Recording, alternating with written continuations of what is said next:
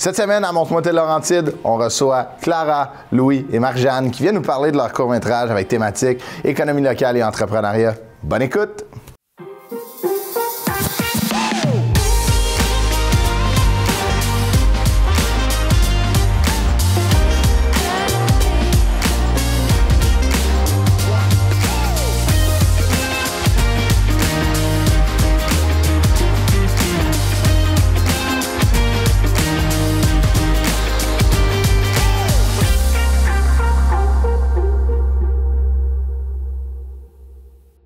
Clara, Louis, on va parler de la thématique économie locale et entrepreneuriat, qui, selon moi, j'aime ça dire ça, serait peut-être elle qui me mettrait le plus de bâtons dans les roues. On dirait que ça m'allume moins.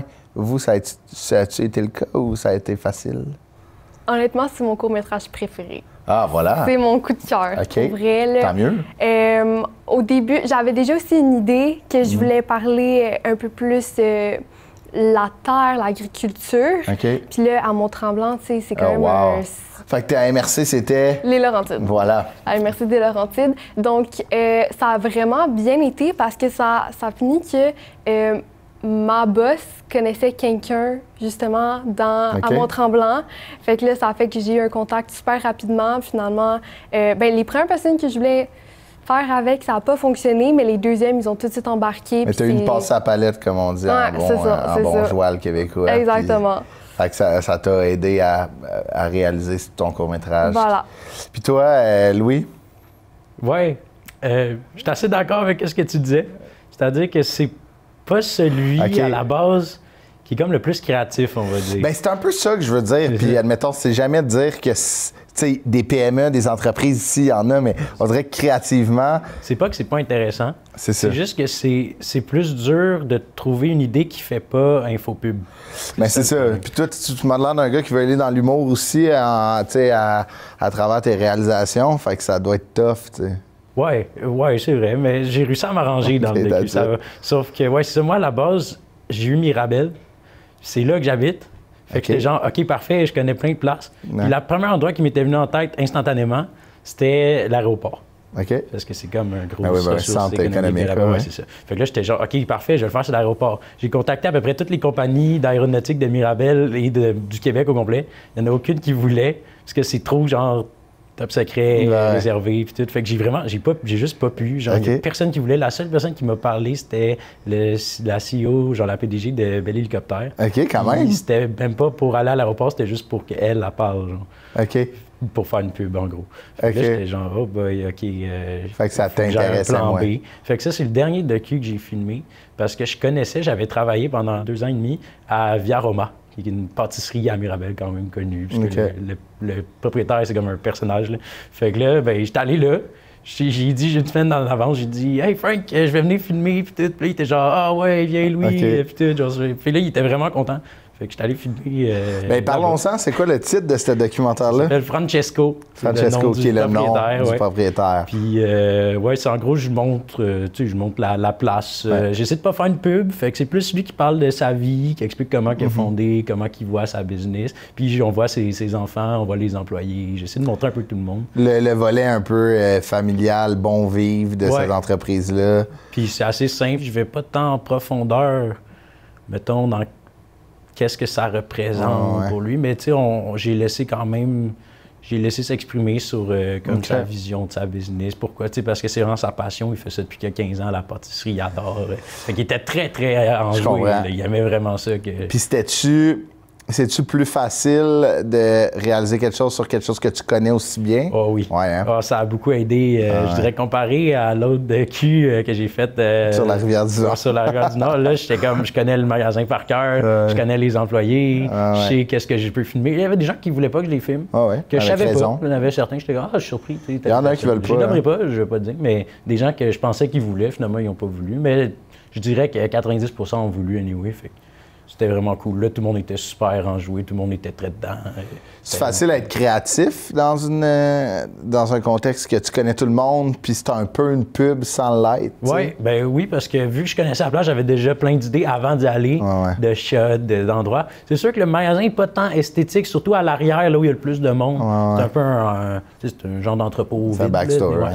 Fait que c'est sûr que c'est pas l'endroit le plus beau, mais c'est suffisamment grand et suffisamment diversifié pour faire plein de shots différents. J'ai quand même réussi à avoir trop de shots. Okay. Il y a plein de shots qui sont pas dans le docu, malheureusement. J'avais essayé de faire un truc avec un genre de vert, blanc, rouge pour faire le drapeau d'Italie. Il y a un frigo qui a ces couleurs-là dans chaque porte. Là, j'avais filmé comme à travers les portes. Mais finalement, je pouvais juste pas le rentrer. C'était comme trop long. Mais c'était le fun. Fait qu'on allons découvrir Francesco, ton court-métrage. Ouais.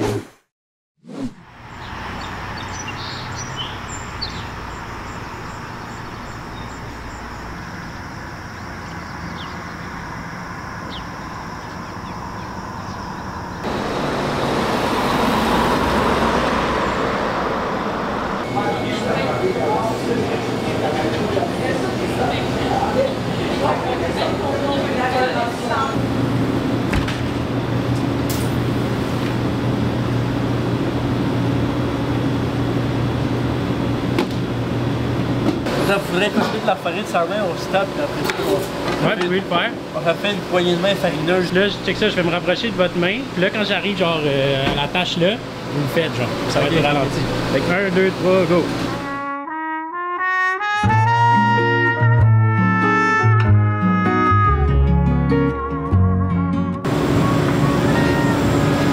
Un chef doit toujours goûter à son produit.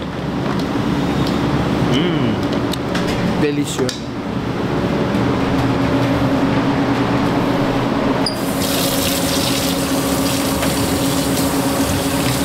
Et voilà, ma journée vient de commencer.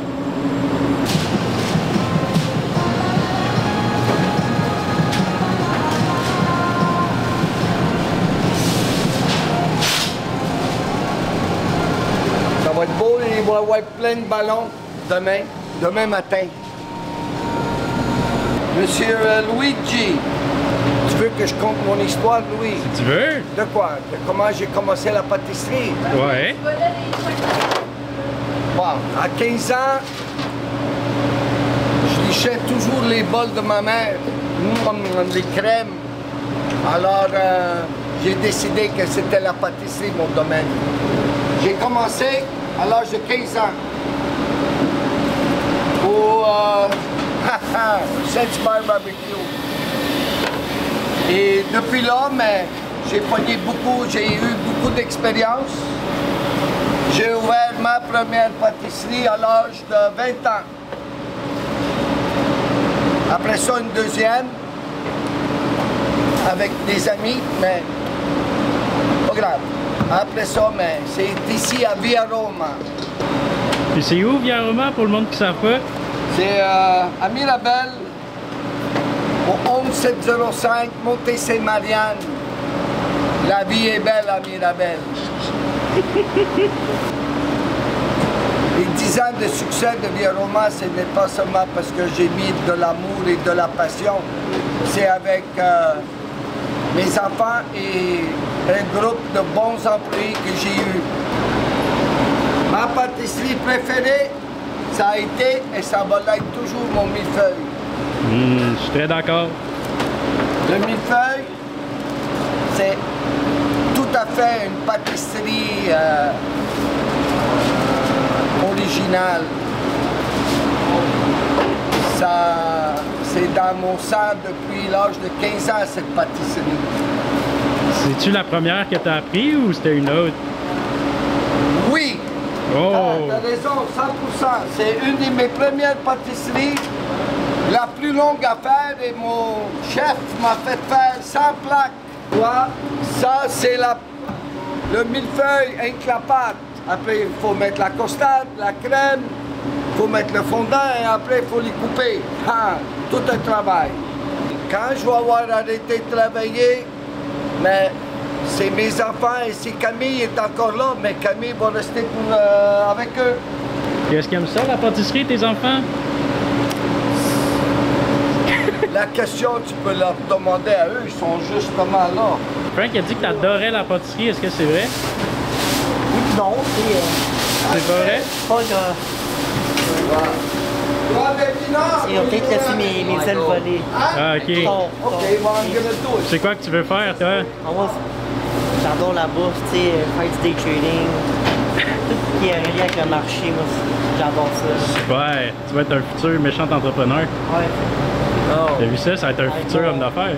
Moi, Il va je suis faire trader avec lui. Wow! Dans la vie, il y a deux genres de businessmen. Alors, le premier businessman, c'est celui qui veut faire rien que l'argent, des coups d'argent, puis tout dedans. Et dire le mot, c'est de zigonner autour des clients, prendre leur argent et bye-bye. Ben, il y a l'autre businessman.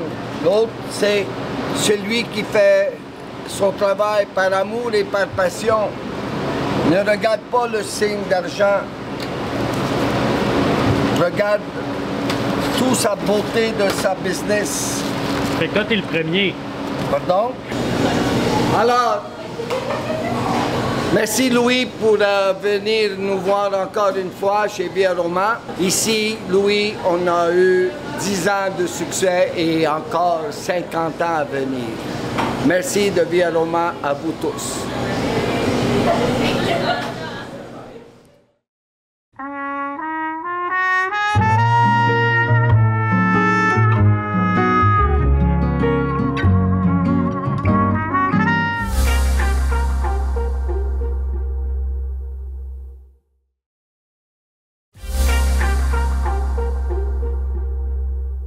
Encore dans la thématique économie locale et entrepreneuriat, on va aller voir le court-métrage de Louis. Qu'est-ce qui s'est passé là-dedans? Comment tu as vu ça, Hugues? Ben moi, c'est facilement un de mes films préférés OK. Parmi tous les films que j'ai vus. C'est un mélange de documentaire, reportage, docu-fiction. Il y a de la mise en scène. J'ai trouvé que pour faire le profil d'un restaurant, ce qui est vraiment, ou une pâtisserie, c'est vraiment pas facile de faire quelque chose qu'on n'a pas vu. L'entrée en scène, il se met dedans, il dirige ses acteurs, il leur fait faire la poignée de main, il dit là, vous allez vous serrer la main, je vais faire un ralenti, sa farine. Mais en même temps, les images racontent le lieu. Fait qu'on est déjà dans le documentaire, même s'il dirige ses comédiens, on voit on est où, on voit qu'il y a de la farine, on sait, on comprend ce qui se passe. Fait que déjà l'entrée fonctionne, puis après ça on rencontre le personnage qui est super intéressant, qui parle fort. Ouais. On sait pas trop pourquoi il parle fort, probablement parce que c'est super bruyant. Oui. Moi dans le fond, les seuls points négatifs de ce film-là, c'est le son. Malheureusement, parce que c'est pas facile de tourner dans un lieu comme ça. On ne peut pas sortir de sa cuisine non plus. Mais non.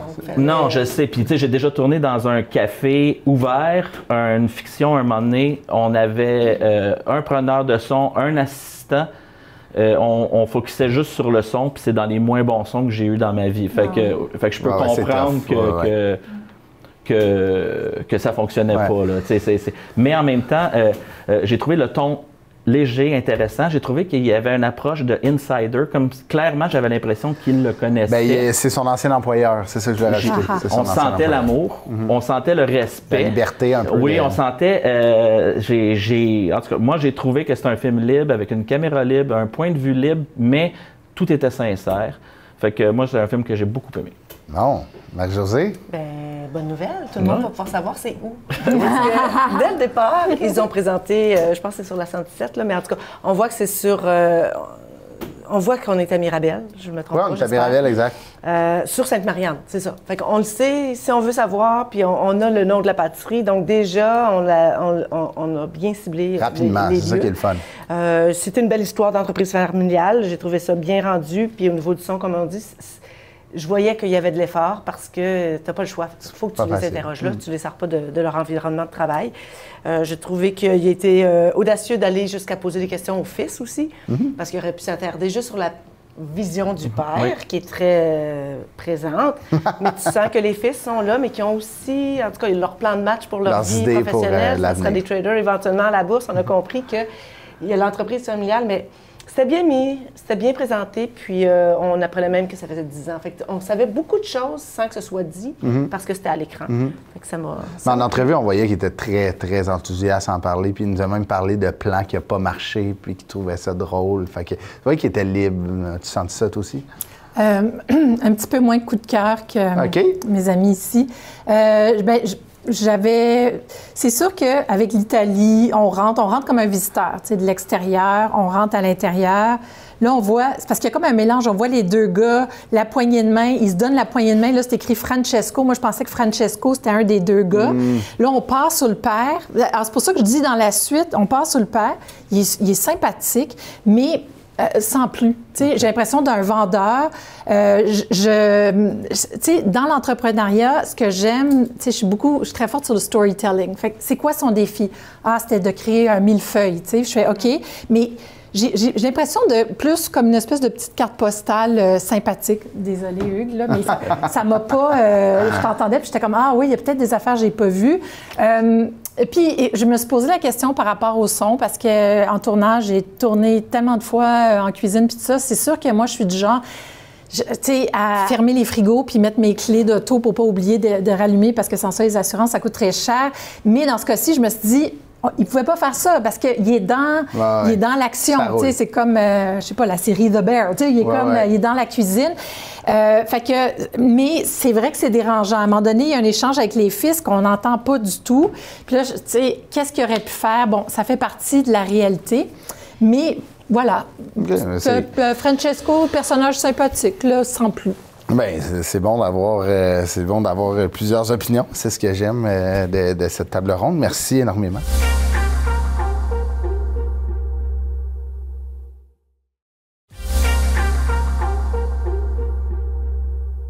Clara, parlons de la passe à palette que tu as eue d'une amie de la famille, c'est ça? Non, mais dans le fond, c'est ma boss. En fait, j'étais au travail, puis j'étais comme, est-ce que quelqu'un travaille dans la restauration? Parce que c'est un sujet qui m'intéressait aussi. Fait que l'agriculture et la restauration.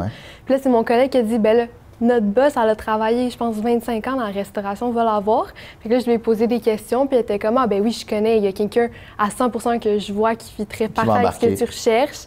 Fait que c'est ça, je les ai contactés, finalement, ils étaient super contents. C'était pas la première fois qu'ils participaient à un truc cégepien, avec des étudiants. Fait qu'ils ont embarqué. Ça a super bien donné. Ils savaient vraiment quoi faire aussi. Là, pendant l'entrevue, le monsieur était vraiment relax. Il a été concis. C'était top notch. C'est quoi le titre de C'était combien de temps? C'est De chez nous pour chez nous. OK. Puis c'est un restaurateur, c'est un agriculteur? Dans le fond, c'est les deux. C'est un restaurant que c'est vraiment la nourriture de la ferme à la table. De la table, exactement. Puis quand ça sort de leur ferme, ça vient avec des agriculteurs québécois, vraiment comme ils font des recherches pour s'assurer que c'est avec leurs valeurs et tout. Mais ouais, c'est ça. Fait que tu t'es dit qu'il est un... Tu sais, c'est intéressant parce que de plus en plus de restaurateurs au Québec essayent d'amener ça. Puis des fois, ça peut me sembler complètement... c'est pas accessible parce que des fois, les prix vont avec ça. Puis c'est intéressant d'en découvrir qui peuvent être plus accessibles dans notre région du Québec, qui est les Laurentides. Bien, c'est ça. Toi, de mettre en lumière un restaurateur, agriculteur comme ça, t'as appris énormément, j'imagine, tu sais, comme... On pense, nous, à la gastronomie qui vient avec, mais il y a un travail, en plus dans la restauration, qui est un travail extrêmement difficile, de rajouter le côté agriculture avec, ça doit être bien, c'est fou, là.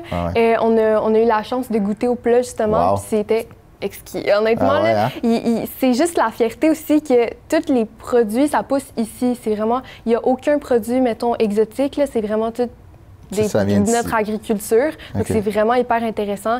Puis, surtout à Mont-Tremblant, qui disait que les terres, c'est pas tant l'agriculture, c'est le tourisme. Fait que là, ça fait que les terres, ils sont un peu à l'abandon. Puis là, avec le prix, c'est comme, il faut sauver ça. Fait que c'était vraiment intéressant. Mais c'est vrai que dans ma tête, niveau agriculture, c'est pas tant Tremblant qui sort en premier dans ma tête. Tu sais, j'ai beaucoup plus Mirabel, mettons, comme Louis, où tu sais que c'est des champs, mais de voir qu'à Tremblant, il y a ce processus-là, c'est vraiment intéressant. C'est ça. Puis c'est aussi le fait que c'est la restauration. Tu sais, à Mont-Tremblant, c'est surtout le tourisme, justement. Donc, de réussir à jumeler la restauration, qui c'est plus touristique, avec l'agriculture pour sauver les terres, c'est fabuleux. Fait que de chez nous pour chez nous, exact. Ton court-métrage, Clara. Ouais. Allons regarder ça.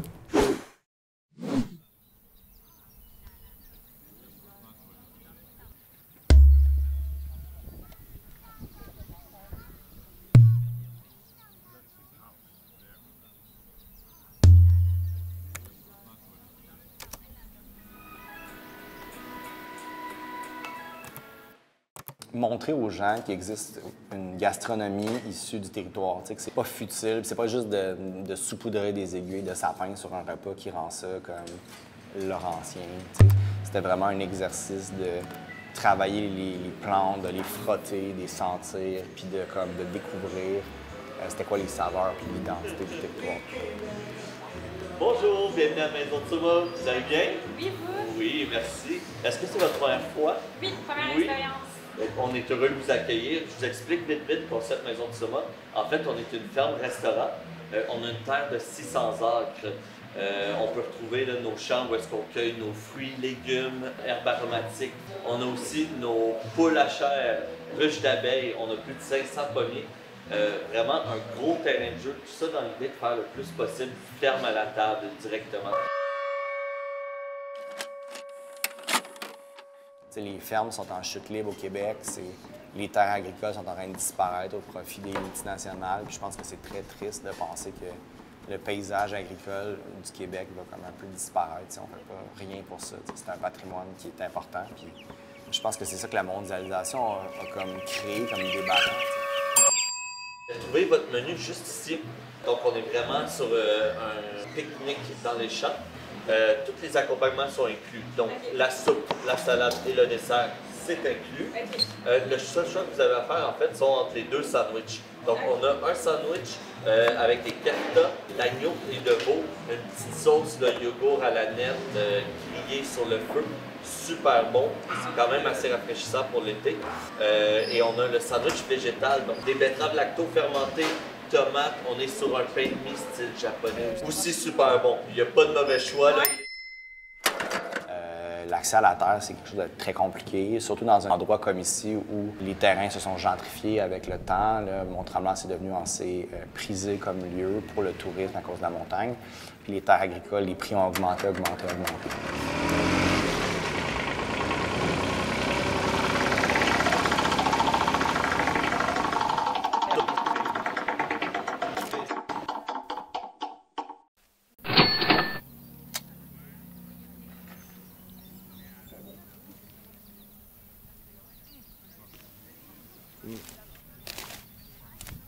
Wow.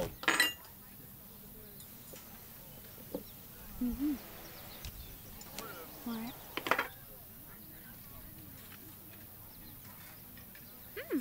C'est ça. C'est vraiment bon. On trouve que le geste de nourrir, c'est quand même très intime. Tu racontes quelque chose, mais en plus de raconter, tu le fais goûter aux gens. Puis ça crée une satisfaction quand même de partir du bout de l'échelle puis d'arriver à servir un plat dans l'assiette. Puis tu vois comme concrètement l'impact que tu as sur les gens. Puis l'impact sur l'histoire est plus intéressant. T'sais.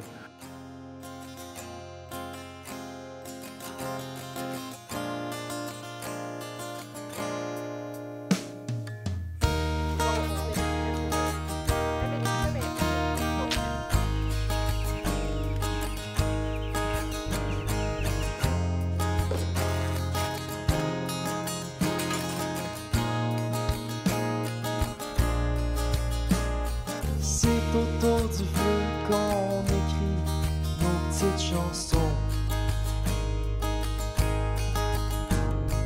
afin de découvrir l'endroit où nous habitons. Boisé est derrière et le ciel a découvert le lac qui borde nos maisons et nos frontières.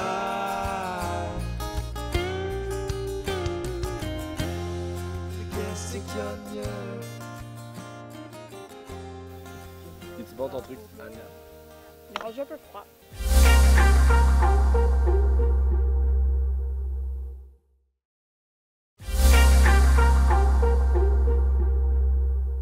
Toujours dans la thématique économie locale et entrepreneuriat, on va se pencher vers le court-métrage de Clara.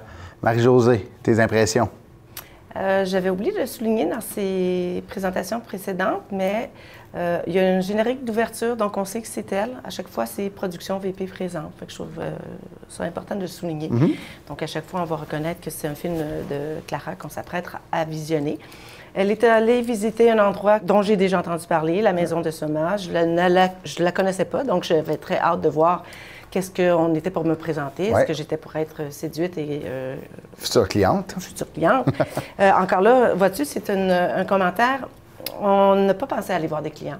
On s'est improvisé clients. On est allé interroger les restaurateurs qui, d'ailleurs, étaient de bons intervenants, 2 intervenants qui ont pris la parole. Mais peut-être que ça aurait été intéressant, encore une fois, d'amener les gens du public, d'amener les gens qui sont là, sur place, en train de consommer. J'ai pas d'autres commentaires. J'ai trouvé notamment qu'il y avait beaucoup de plans noirs, mais je pense que je vais laisser Hugo en parler parce que... Hugues, parce qu'on en a discuté. Moi, je me dis, voyons, ces carrés noirs-là. C'est ça. Je pense que je comprends un peu l'espèce d'entrée en matière qu'elle voulait faire, mais je ne suis pas sûr des écrans noirs, de leur utilité. En tout cas, leur longueur, leur durée. Mais en même temps, elle a essayé quelque chose. Moi, c'est un film que j'ai trouvé bien dans l'ensemble. J'ai trouvé la deuxième partie bien meilleure. Le rythme, c'était plus dynamique. Au début, il y avait une espèce de lenteur. Une petite gêne avec peut-être. On sentait qu'on était...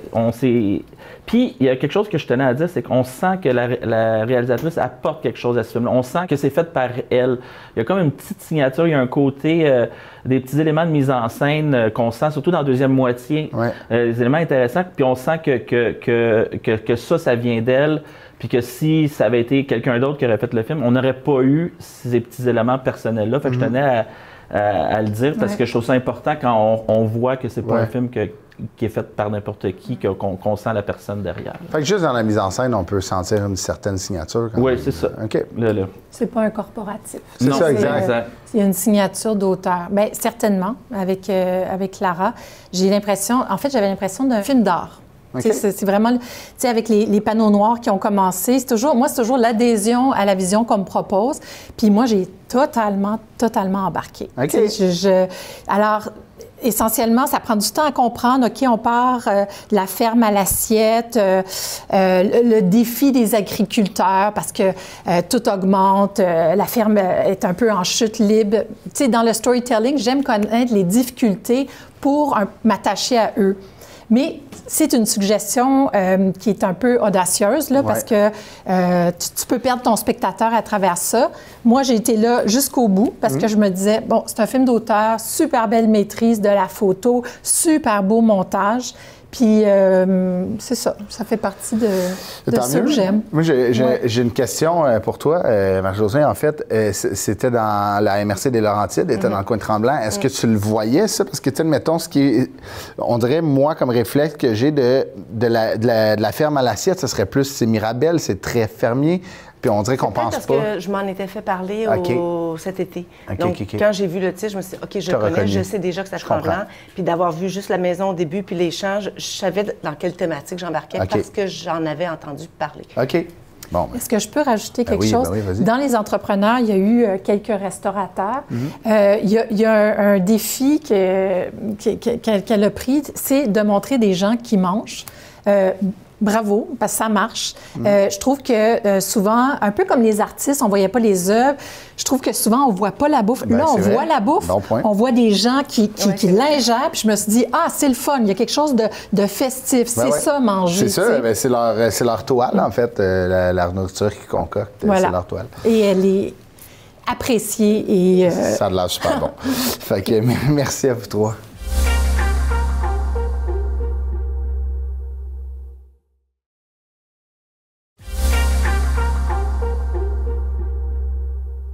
Marie-Jeanne, salut.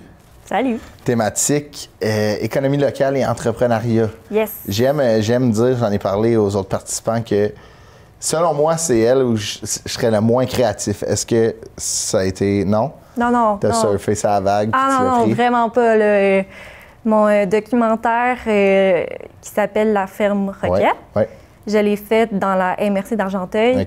Puis c'est lui que j'ai dit pour mon autre documentaire que c'était le plus facile, mais je sais pas.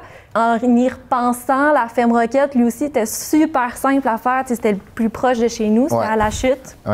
Fait que j'ai comme pu y retourner 2-3 fois pour faire plusieurs tournages. Puis j'ai comme découpé ça sur 2 tournages. Il y en a un que c'était entrevue et plan de coupe. Puis il y en a un autre que c'était vraiment juste du B-roll. Il n'y a pas de stress. Eux, ils font leur travail. Moi, je vais à droite, je vais à gauche. Puis ils font leur vie. Puis je construis comme mon...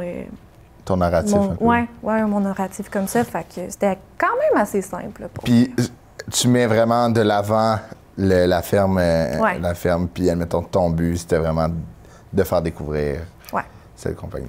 Oui, puis je voulais aussi comme mettre en avant pourquoi c'est important d'acheter local au Québec.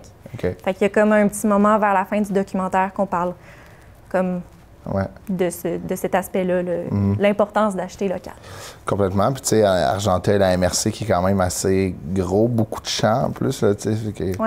Puis on parle, tu sais, c'est une belle histoire entre la dualité anglophone, francophone dans ce coin-là. Fait que ça a dû être... Puis t'es tombé sur du monde que tu connaissais. Comment t'as fait ces recherches-là? Bien, encore une fois, j'ai fait ma découverte sur Internet. C'est magique, c'est le moteur. Qu'est-ce que tu veux faire de plus? J'ai trouvé la ferme Roquette. Leur site Internet était juste magnifique. C'était, encore une fois, une équipe de jeunes. Ça avait de l'air vraiment dynamique. Ça te parlait, là? Oui, ça me parlait. Puis quand j'ai fait l'appel avec Frédéric, que lui est comme la première personne à qui on parle à la ferme Roquette, tu sais, il était super dynamique, super présent, vraiment à l'écoute. Puis je me suis dit, waouh, ben c'est un bon intervenant. Puis vous allez le voir dans mon documentaire. Il est le fun à jaser. Il est le fun à jaser, puis il y en a des choses à dire. Puis on voit qu'il est passionné par son métier, malgré les embûches. C'est pas toujours facile de ce milieu-là. Ben on le sait, là, être agriculteur en 2024, c'est pas toujours facile. Là. Fait que c'était vraiment le fun. J'ai eu beaucoup de piqûres de moustiques. Ah ouais, hein, c'est ça. C'était dans la grosse nature. Oui, mais c'était le fun. C'est le fun? Bon, ben allons voir ça, la ferme Roquette. Yes.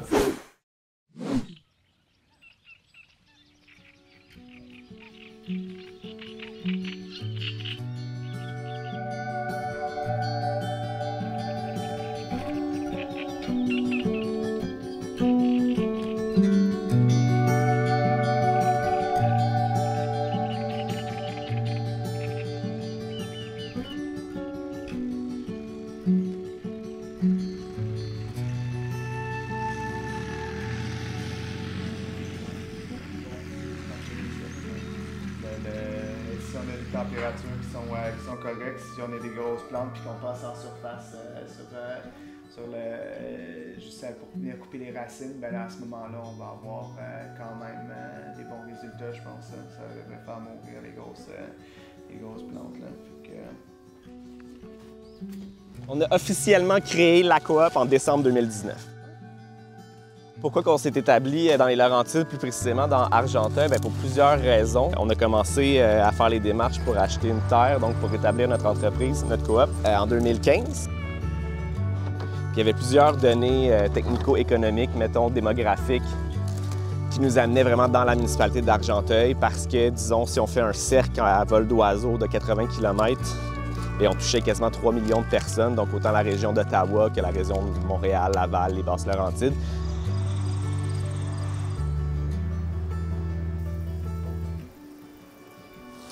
16, 17, 18, 19, 20, 20, 20, 20. Là, t'en avais-tu 20 là-dedans? Okay. En 2018, on a fait une tournée qui s'appelle Place aux jeunes, donc de une fin de semaine, dans la MRC d'Argenteuil, qui nous a permis de rencontrer plein d'élus, plein de gens qui travaillaient à la MRC. Puis ça a vraiment confirmé notre choix. Là, on est sorti de cette fin de semaine-là. Puis non seulement on avait un good vibe, on aimait vraiment la région, toutes les opportunités, les gens qui étaient élus, l'environnement et tout, là, on a vraiment eu un gros coup de cœur. All right, tout est fini ici. On fait-tu les poids? Les récoltes vont bien cette année, la météo est bonne. juste assez de soleil, juste assez de pluie. Puis les employés, ben, sont bons. Meilleur team.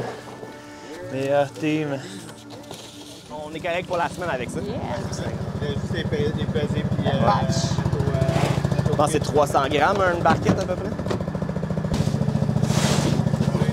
171 ou 111? 11,5. 10,5. 250. Fait que ça veut dire. C'est vraiment important d'encourager les endroits comme ici parce que contrairement à les grandes chaînes d'épicerie où est-ce que c'est des PDG qui ont des fois même pas leur centrale, leur endroit central, donc les gens qui font du profit sont même pas dans la municipalité. Ici, vraiment, on encourage des familles de Argenteuil. C'est direct, c'est un lien direct, donc au niveau environnemental aussi, bien, toute la nourriture qu'on produit ici ne vient pas d'ailleurs, donc ça fait qu'il y a vraiment une moins grosse empreinte écologique. C'est vraiment pour la fraîcheur, pour la santé aussi. Tous les produits qui sont faits à la ferme, c'est certifié qu'il n'y a aucun produit nocif pour la santé qui y est. Donc il y a un aspect santé, il y a un aspect environnemental, puis il y a un aspect économie locale qui est dominant dans le fond. Là.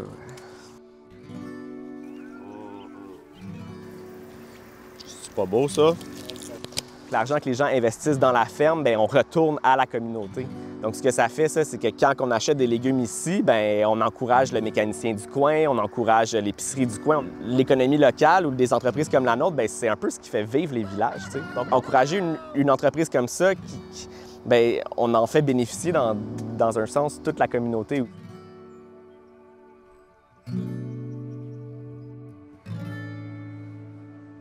Ça, c'est un métier extrêmement difficile, mais c'est un choix qu'on fait, tu sais, puis c'est le fun des défis, là.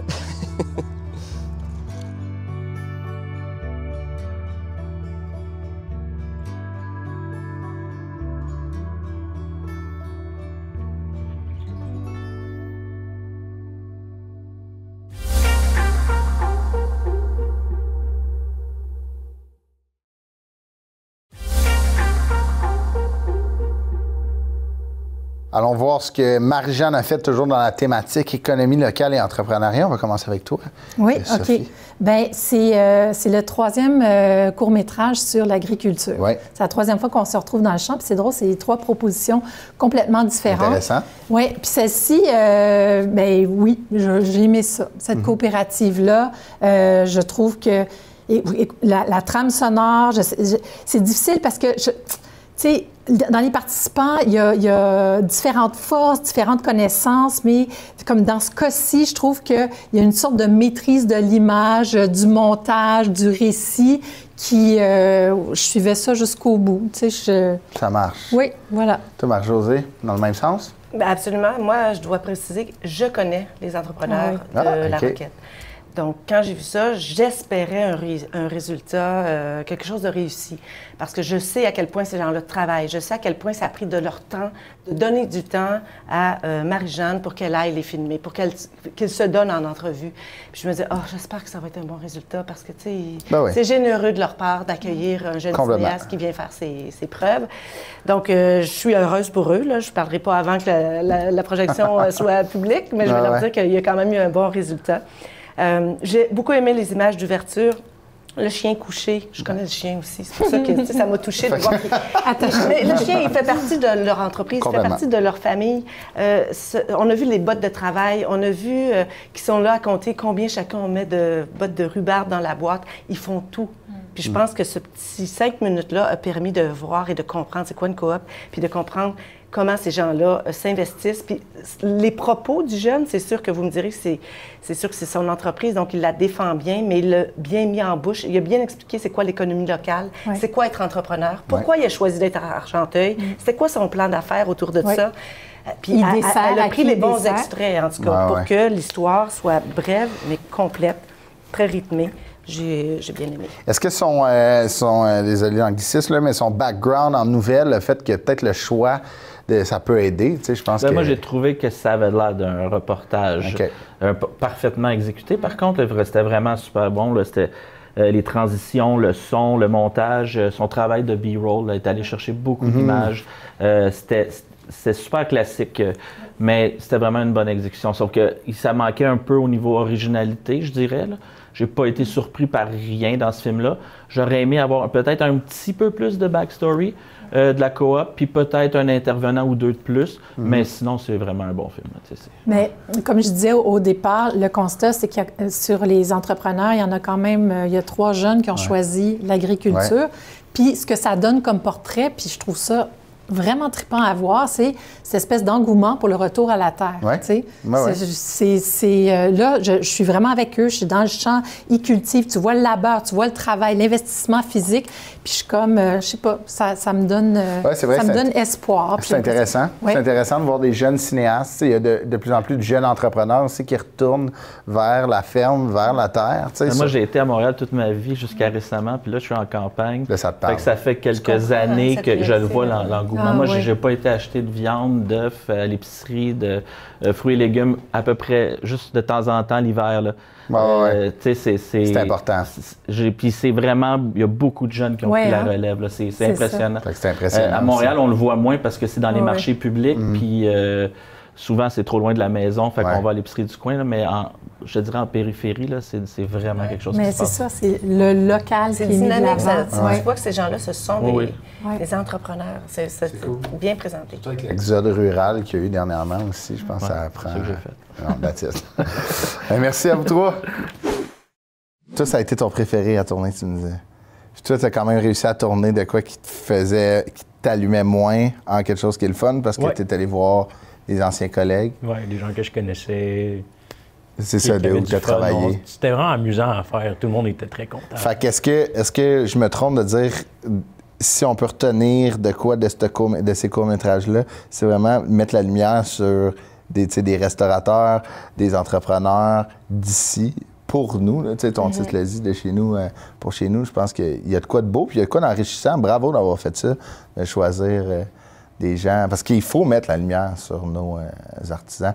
Puis j'imagine d'être là sur le terrain, ça a dû être le fun, puis ça doit être paradisiaque. Oui, vraiment. Ils nous ont laissé aller dans la cuisine, fait qu'on était vraiment derrière le comptoir. Ils étaient super à l'aise aussi, on voyait tout ce qu'ils faisaient. C'était vraiment... À bras ouverts, là. Oui, vraiment. C'était vraiment une belle expérience. Puis j'étais avec mes coéquipiers, puis eux aussi, ils ont super... T'étais pas seule, c'était seulement la Non, c'est ça. J'avais une petite équipe, j'avais un perchiste, puis 2 autres filles qui venaient. Puis c'est ça, ils ont dit aussi que c'était leur tournage favori. Leur préféré aussi à venir pour l'expérience, puis voir. C'est surtout de voir comment tout le processus là, de vraiment de la terre jusqu'à la cuisine. Puis c'était vraiment beau sur place aussi. C'était vraiment directement un pique-nique dans les champs. C'est bucolique. Là. Fait que là, voilà, tu voyais la montagne, tu voyais le champ, puis l'ambiance était parfaite. Toi, Louis, as-tu travaillé seul? Pour celui-là, oui. Okay. Les 2 autres, j'avais une assistante qui était comme 2e caméra. Mais celui-là, vu que j'étais comme, il ne connaissait pas, puis tout, je me suis dit, je vais y aller tout seul. Ça va les rassurer. Ouais, c'est ça. Je me dis, c'est quand même bizarre de te faire filmer en train de travailler par quelqu'un que tu connais pas. Fait que là, je me suis dit, je vais y aller seul. Je sais que j'avais une idée en tête, fait que j'étais comme... T'es-tu content, fier d'avoir fait rayonner une entreprise que t'as pu être sur le payroll, si on utilise? Là. Oui, quand même, parce que c'était la première place que j'avais travaillé. Puis il avait vraiment été gentil. C'était cool avec toi. Il avait vraiment été cool, puis je me sentais vraiment mal quand j'étais parti. J'étais parti parce qu'il fallait que j'aille dans quelque place qui était plus proche de mon cégep, parce que c'était à Mirabel, c'était quand même loin. Fait que là, je me sentais mal. Fait que j'étais comme, au moins, je peux un peu leur redonner quelque chose, parce qu'ils m'ont vraiment accueilli à bras ouverts. Puis c'était pendant la COVID, c'était en 2020. C'était l'enfer. Fait que genre, je suis vraiment heureux. Puis en plus, maintenant, ça pogne full. Il y a des clients toute la journée. Je pouvais pas trop filmer les clients, fait que ça j'ai essayé de manger pour que ça se voit un peu, on y va de dos et tout.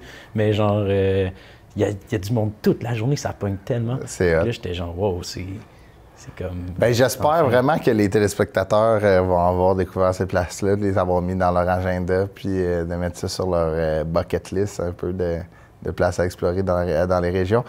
Clara, Louis, merci beaucoup. Merci à toi. Fait qu'après avoir regardé ça, le message que tu veux passer, c'est vraiment d'encourager local. C'est quelque chose qui tient à cœur, j'imagine. Oui, bien c'est avec eux. Tu sais, je le savais déjà. Ça a amplifié ton sentiment. Ça a amplifié mon sentiment, puis il était tellement fin. C'était le fun, c'était... Je sais pas. As-tu de la misère? T'as encore travaillé seul là-dessus? Oui. As-tu de la misère à comme, choisir ce que tu allais mettre? Je sais que 4 à 6 minutes, ça va quand même assez rapidement. Puis il y a comme un tri que tu dois faire naturellement. Ben, en fait, le tri, c'est fait comme tout seul. OK. Parle-nous-en de ça, comment ça? Ben, j'ai comme fait une erreur technique. OK. Puis j'avais acheté 2 micros sans fil pour ma caméra. OK. Puis, tu sais, encore une fois, mon TDAH était très présent. Et j'avais mis mon micro sur Fred, j'avais mis un autre micro sur quelqu'un d'autre. Puis, entre-temps, ils parlent ensemble, les 2 micros puis les 2 personnes. Puis, tu sais, ça va vite, là. Fait que moi, je reste avec Frédéric, l'autre personne s'en va. Je pense pas au micro. Ah non! J'ai tout perdu, le bon footage. Ah non! Qui parlait d'économie locale, en plus, ah là. Non. Ah non! Fait que j'ai perdu cette section-là parce que l'autre, il faisait des niaiseries, genre, il faisait des bruits de bouche. OK. Fait que j'ai absolument tout perdu, cette section-là, mais bon. Que veux-tu? J'ai réussi à, comme, faire de quoi pareil. OK. Je me suis tapée dessus. Ah ouais, je comprends. Mais sache que j'ai retenu la leçon. Ouais. Puis j'ai un peu sous-estimé mes micros. OK. Ah, il était loin, là. Ah ouais. Ça pogne, là. OK, fait qu'il était parti avec, puis t'as tout entendu. Fait que c'est ça, voilà. Puis, mettons, est-ce que tu penses que là, avoir quelqu'un qui t'aidait, ça aurait peut-être été payant, là, quelqu'un qui s'occupe juste seulement du son? Peut-être que oui. Ouais. Ouais, parce que, disons-le, ma faiblesse dans la vie, c'est vraiment le son. Là. OK. Je veux rien savoir du son. Ah ouais, hein, c'est quelque chose Non, je comprends absolument rien. Tu sais, mettons, à l'avenir, peut-être d'avoir quelqu'un de confiance au son. Ouais. Tu vas pouvoir y aller 100% ouais. à tête reposée. Mais c'est correct, en fait. Puis, tu sais, hein? c'est ça. Puis, tu as réussi à faire de quoi de magnifique avec...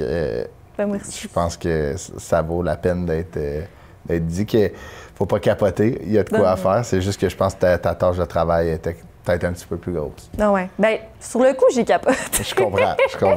Le cœur a dû t'arrêter 2-3 fois, mais... un petit peu, ouais. Mais le résultat est là, puis c'est le fun de mettre en valeur une entreprise de la MRC d'Argenteuil. Ouais. Merci, Marjane. Ben, de rien.